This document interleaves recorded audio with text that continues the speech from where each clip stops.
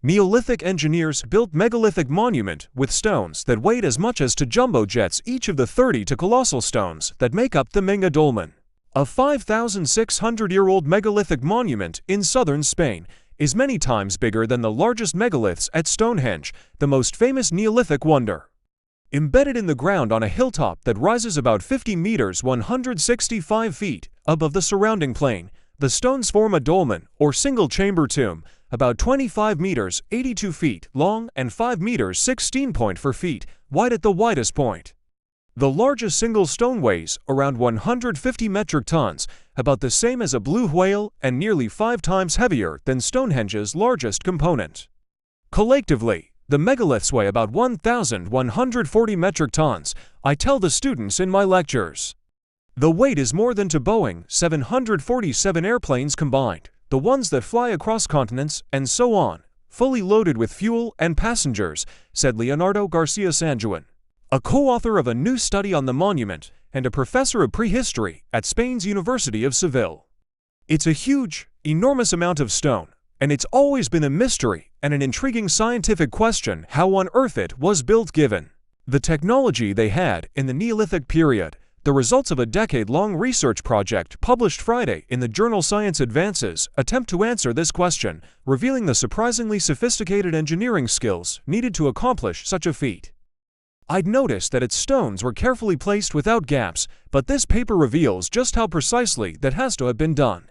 With an extraordinary eye on the dimensions and angles, said Mike Parker-Pearson, a professor of British later prehistory at University College London, who described it as one of the world's greatest megalithic wonders.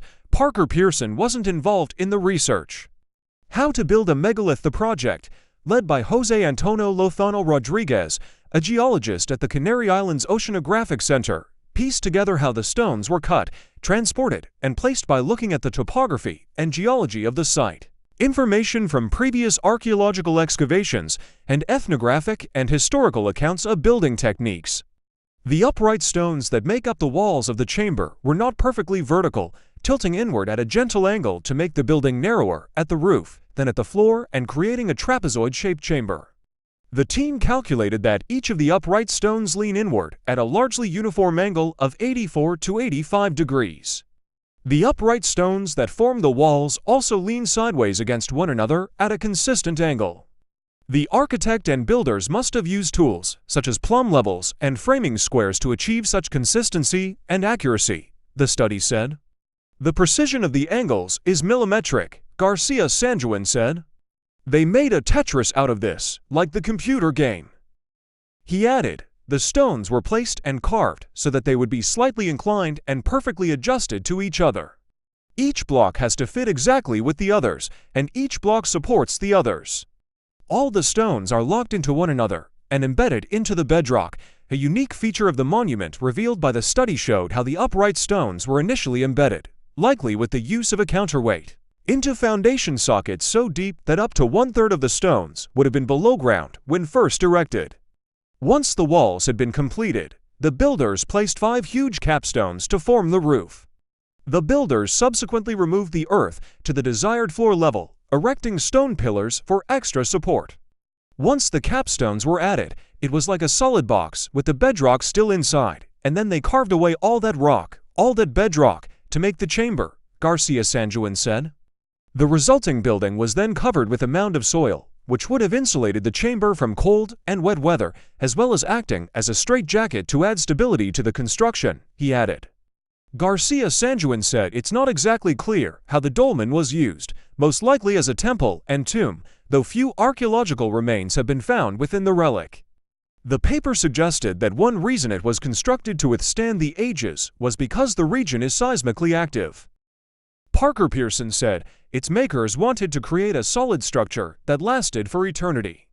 Although the authors of the Menga paper suggest this might be something to resist earthquake damage, I think there's a more significant reason why stone monuments, such as Menga, Stonehenge, and many others were built so solidly, which is the attempted permanence, he said. This linking of stone with the eternal is something which I think is a feature shared by all the prehistoric megalithic dolmens and other tombs of Western Europe, he added. In the majority of cases, these are tombs and dolmens for the dead, housing in perpetuity the ancestors, who are also considered eternal. How did they transport the rocks? Research published in December 2023 by the same team identified the source of the stones used to build the monument. A quarry 850 meters (0.5 mile) away, some 50 meters (164 feet) higher than the location of Menga. Favorable topography that would have allowed for the transport of the massive stones down a gentle slope. This study suggested that the builders would likely have designed a trackway or road to minimize friction of the relatively soft rock against the ground. By embedding closely spaced timber poles or planks into the ground and transporting the stones using huge wooden sledges controlled with large ropes. The dolmen was also built on a similar descending path from the back of the chamber to the entrance, enabling the stones to move along the same axis during the construction process. These new insights into the engineering skills confirm, along with the size of the dolmen's massive stones, that these people of Iberia's early Copper Age were intent on constructing a super-solid monument, Parker Pearson said via email. With such big stones, they couldn't have afforded to make mistakes when maneuvering them into position. If even just one was a few centimeters out, that would have been hard to correct once an upright stone was set in its construction trench. The new study described the Menga Dolmen as a one-of-a-kind example of creative genius and early science in a Neolithic society, a time when agriculture recently was adopted as a way of life and tools were made largely of stone and other natural materials rather than metal, and no written language existed. You see that these people knew about physics, friction, angles, they knew about geology. They knew the properties of the rocks, they knew about geometry, García Sanjuán said. Put these things together, and what do you have? We have to call it science. We've never talked about Neolithic science before, only because we are too arrogant to think that these people could do science the way we do it. If any engineer today tried to build Menga with the resources that existed 6,000 years ago, I don't think they could do it.